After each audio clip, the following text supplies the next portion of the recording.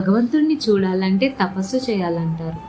కానీ ఒక నిజమైన భక్తుడు తన తల్లిదండ్రుల సేవలో తరిస్తుంటే స్వామివారే స్వయంగా వచ్చి ఒక ఇటుకపై నిలబడి ఎదురుచూసిన అద్భుత క్షేత్రమే పండరీపురం. ఆ పాండురంగ విఠలుని మహిమ ఏంటో ఈ వీడియోలో చూద్దాం.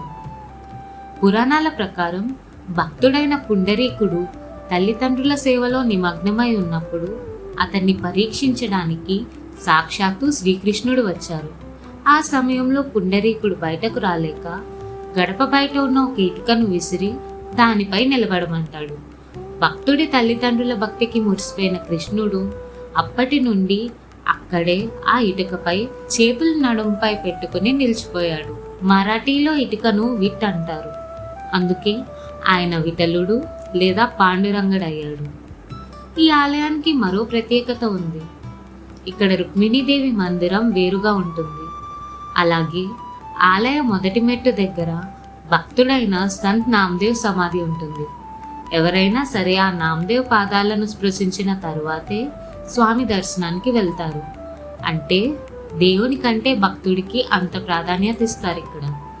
ఇక ఆలయం వెలుపల ప్రవహించే చంద్రభాగా నదిలో స్నానం చేస్తే సకల పాపాలు తొలగిపోతాయని భక్తుల ప్రగాఢ విశ్వాసం. పండరీపురంలో ఆషాఢ ఏకాదశి మరియు కార్తీక ఏకాదశి ఉత్సవాలు ప్రపంచ ప్రసిద్ధి చెందాయి. మహారాష్ట్ర నలుమూలల నుండి లక్షలాది మంది భక్తులు వందల కిలోమీటర్లు కాలినడకన పండరీపురానికి చేరుకుంటారు.